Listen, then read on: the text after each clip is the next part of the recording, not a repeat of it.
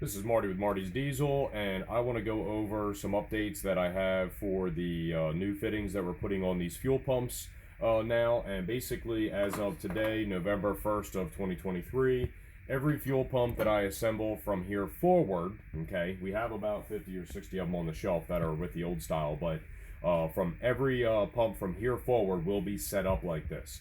The reason we are changing it over is to make it a little bit easier to install, but also improve the compatibility with all three of the fuel pumps that we generally offer for our old body style fuel systems. First things first is going to be this silver fitting right here. This silver fitting as well as this one, they will be matching, and they need O-rings on both sides, okay?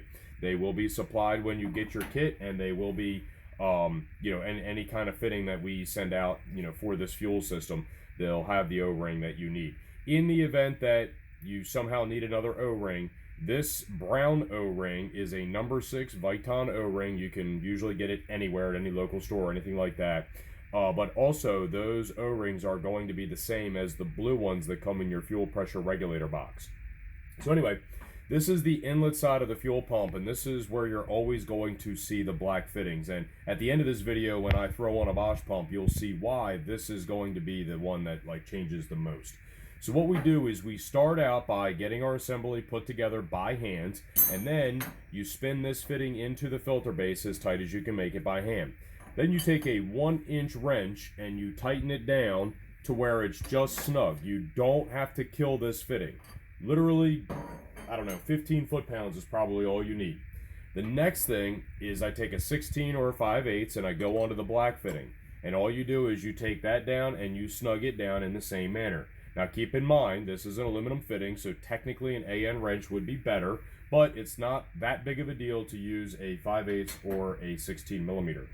Last but not least, use a 14 millimeter. Do not use a 9/16, use a 14, and you're going to spin the pump down to this silver washer, okay? And all you got to do is just barely snug it. It does not have to be super tight, okay? You literally just have to make sure that everything is set on this side. Then I like to take the fuel pump out, flip it over, okay? Same setup. You've got 1 inch here, then you're going to have a 16 or a 5/8 here, and then you're going to have 14 here. So you're going to start by spinning in this 1-inch fitting until it is snug by hand, and then you're going to follow it up with a 1-inch wrench once again till it's snug. You do not have to kill that fitting.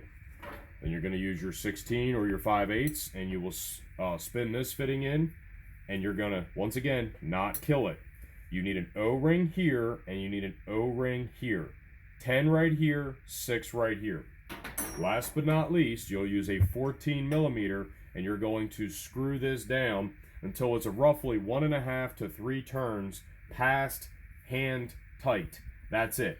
All I like to do normally is on my second trip around, I like to make sure that this and this are in line with one another. And the way that I check is I take this out and I put it on a table, and if it doesn't wobble, then I know that I'm good and everything's lined up. So basically, that's all you need to do in order to install a new fuel pump. This is how they are installed here at our shop.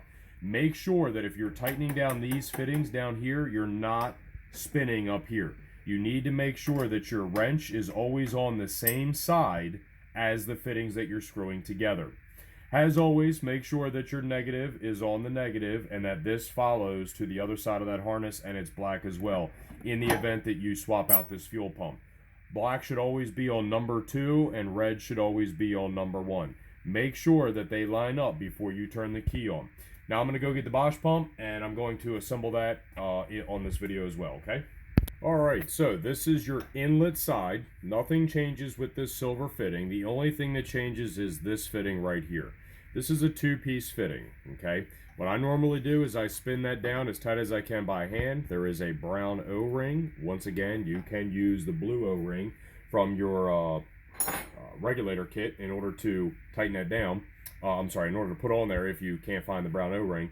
Use an 11/16. Now I did shave this 11/16 wrench down. It's just a cheap Harbor Freight one because I don't want to be above where the flat spots are. So it literally fits in there and it's the exact width. You may have to do the same thing if you ever have to replace one of these pumps.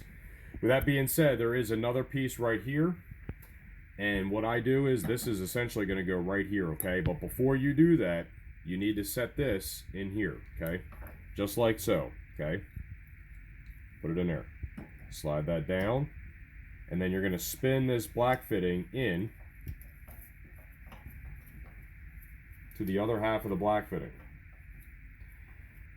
Once you're done spinning it in by hand, all you need to do is take a 9/16, not a 14, take a 9/16 and just snug it, okay?